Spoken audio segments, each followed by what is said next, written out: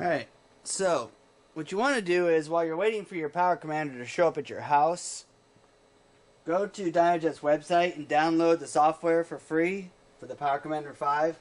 That way you can get familiarized with it, have an idea of how it works, play around with the maps, whatever. But at least you get the hang of what you're doing before your bike shows up, or before the PowerCommander's on the bike and you're all excited, ready to go, and you don't want to have to learn it then. So you should have the software already installed on your computer. Then you take your USB cable that comes with it, plug it into your computer, then plug the other end into the PowerCommander. Now this will power the PowerCommander without having to have the bike turned on. You can do some features and some you can't. Some the bike has to be turned on. So this is what the screen looks like. And basically this is the PowerCommander here, the fuel map and the ignition map, and what it is, what it's been done. And you can go and get map. And that will basically pull the map out of the PowerCommander and put it up on your screen. Click on your fuel table, click on your ignition table, or you can open and try different maps. And we have downloaded already the Grom maps. They've got Yosh, full system, stock air filter, Yosh, full system, stock air box, probably slightly tweaked, Yosh, full system, stock air box, lid removed, Yosh, full system, air box removed, pod filter installed, Yosh, or Two Brothers, full system, stock air filter, and Two Brothers, stock air box, removed, pod filter. And the map database usually grows as time goes on, but for starters, this gets almost everybody started. Even if you don't have a Yosh or Two Brothers, these maps are going to be really, really good starting points, and then you can fine-tune them with the Autotune later on. So, and the cool thing about it is just try different maps, you know. If you don't have a Two Brothers or a Yosh, try both maps. You know, try them with and without the mod, air filter mods, whatever. You know, you're not going to hurt anything. Just try the different maps, find the one that works the best for you. Or start out with a map and then do the Autotune to take care of the rest. But at least this gets you started for 95% of everything out there. And so you pick a map, and so we have a Yosh full system, stock airbox so far. We have not done, we're going to, but we're waiting for the intake, so we're going to click on that. So there is your ignition map. You can see here they've done 6-degree advance at wide open throttle, 4-degree advanced at 80%, 2-degree advance at 60, 2-degree at 40, 4 at 20, 15. So they're advancing the ignition all over the place. So dynojet obviously found that it made more power by advancing the ignition a little bit. So, and this is going to vary if you've done motor work. If you've done cams, big bore kit, whatever, you're probably going to need to tweak this. But for guys that haven't, that's probably where you're going to get the most power. So you basically pull up the map, and now it's in your thing, and you're going to send the map, and it's going to say send successful. Now the PowerCommander has that map in there. Both the fuel and the ignition map have been sent. And then you go up here to tools, and you can calibrate the throttle position, speed input, gear position. I mean, you can mess with everything you want to. You don't have to, but you can. You can pretty much tweak, you know, and play with everything. Lots of features. It'd be an hour's worth of video going through every single thing you can do, at least, if not more. But the basic synopsis are all the user-friendly tabs are up here, what to do on them. Alright, so what you definitely will need to do is to turn on any features you've added to the PowerCommander or any features you want to use. So you'll go to PowerCommander Tools, Configure, Feature Enabled, and now it's going to pull up a list of all the features you can turn on for the PowerCommander. Map switch, quick shifter, accelerator pump, the rev extend if you want to increase your rev limit, Autotune switch, Autotune, launch control, and speed limiter. So we're going to turn on the Autotune, click on Configure, and here's where you get to set your parameters for the Autotune. So first one is required runtime. Right now it preloads at 60 seconds. So that means for the first minute that your bike's warming up, the Autotune is not recording data because your bike's warming up.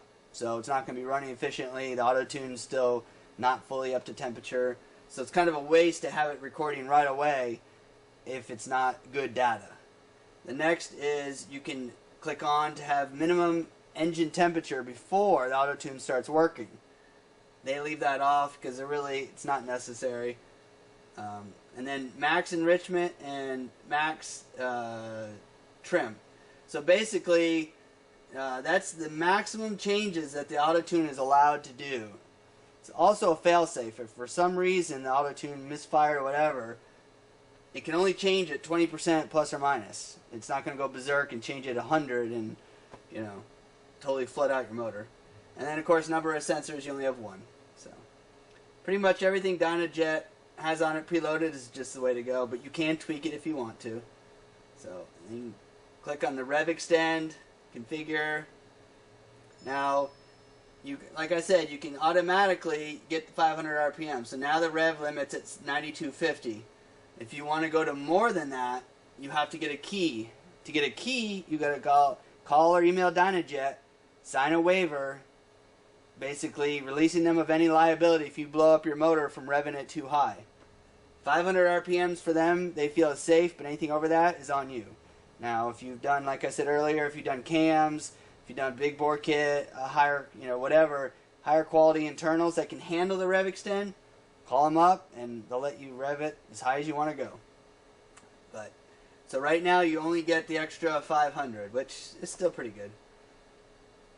So you close that out, and if you have map switches or quick shifters, hit OK. You want to apply. Alright, so the only other thing you want to make sure, and there should be no reason it's not, but just to make sure, turn on your bike. You don't have to start it, but just turn it on. Now you'll see the Autotune is starting to read air. Obviously it's not running, but it's reading it.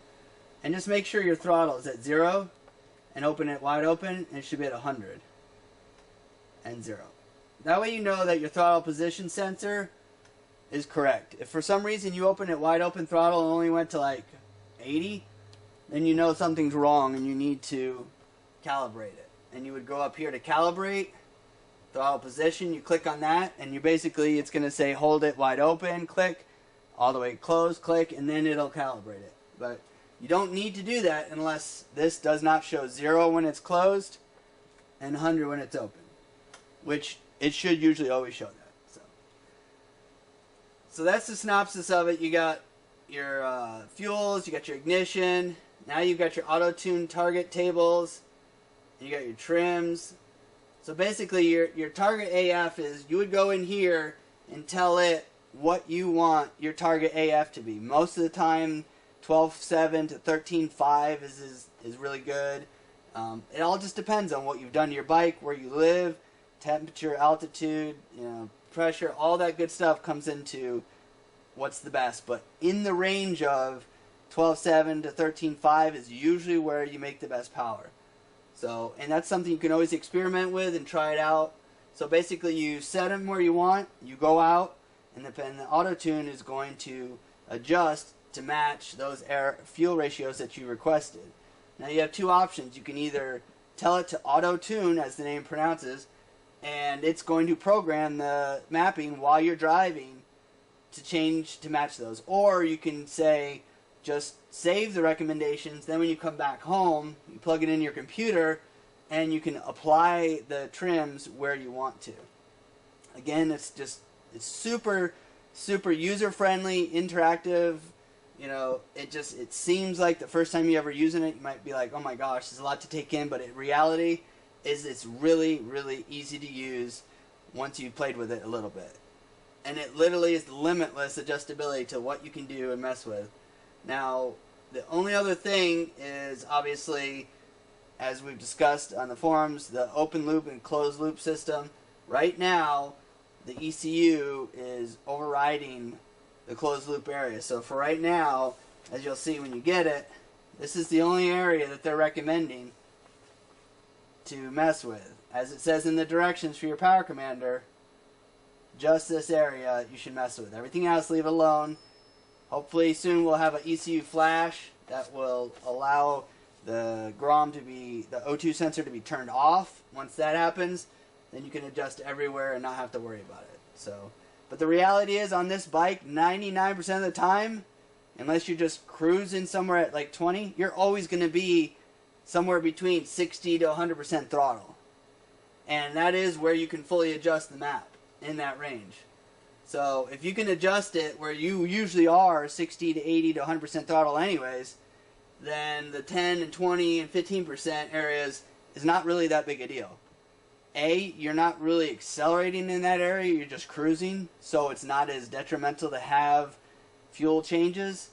And B, you know, you're only in that area just when you're just scooting along, which this bike at 15-20% throttle really doesn't move very much. So once you get up into the 60 to 80 to 100%, then you have open loop, you can change it, it won't freak out, the ECU won't mess up, and you'll be all good. So there you have it. You apply it, the map to the PowerCommander, set your parameters, set your configure out your inputs that you want to have and your features, turn them on, turn them off, adjust them. I mean, it's literally limitless stuff you can do with this. And if you have any other questions or comments, just send us an email or give us a call and we'll get you taken care of.